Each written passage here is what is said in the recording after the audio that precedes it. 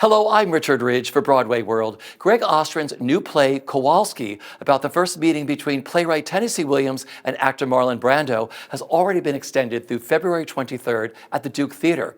And joining me here at the legendary Sardi's are Kowalski's two stars, Brandon Flynn, who plays Marlon Brando, and Robin Lord Taylor, who plays Tennessee Williams.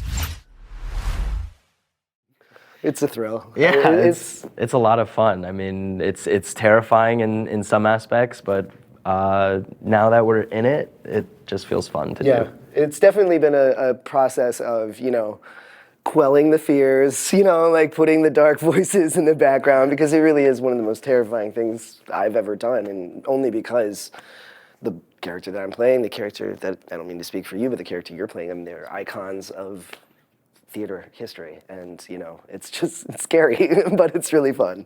So I want to talk to you about that. These are iconic people. Tennessee Williams, like the greatest American playwright. I mean, Marlon Brando, considered the greatest actor. And everybody knows these people from watching things or whatever. So when you first were approached to this and be like, oh my gosh, would you play Tennessee Williams? Would you play Marlon Brando? Like, what went through your minds?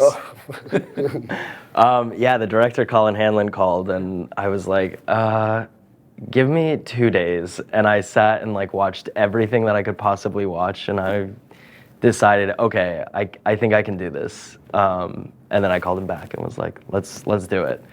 And yeah, slowly but surely started working on the voice and the physicality, and yeah, felt secure at some point. Yeah.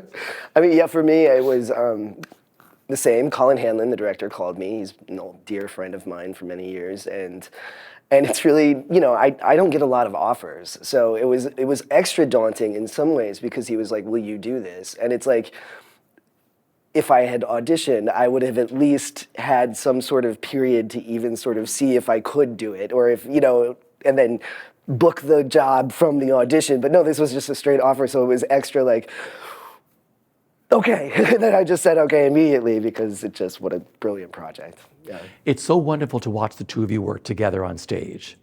So what was it that unlocked these people? Because they all have characteristics. Tennessee had many of them, and Brando does too. But were there specific ones that you were like, I think I'm getting closer, What was it for you, for Brando? The voice, specifically. The voice was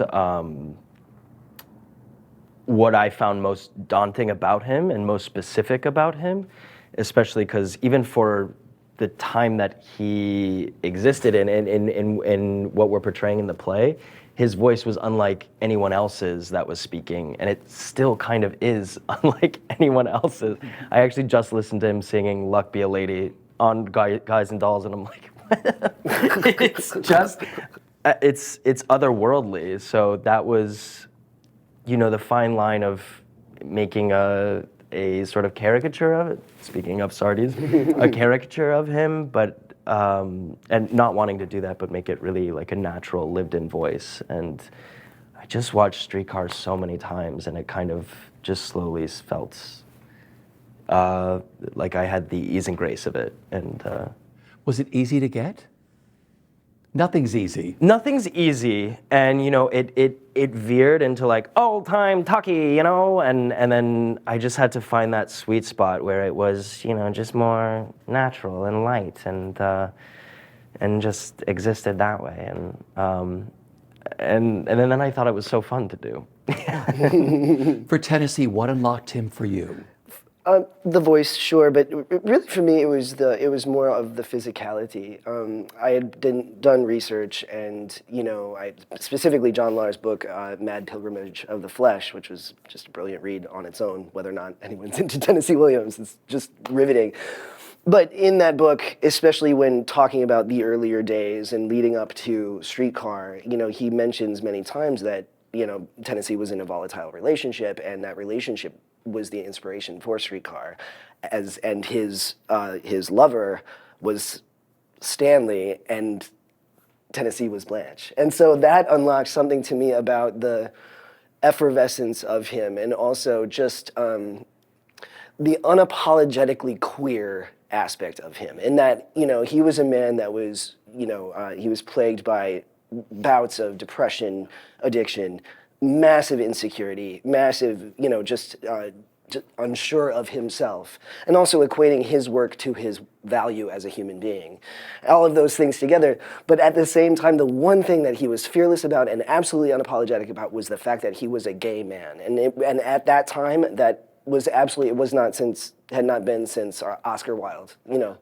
And, you know, so just hooking into that, you know, it happened, you know, probably right before we went into previews, and it just was like a breakthrough for me. It was really magical.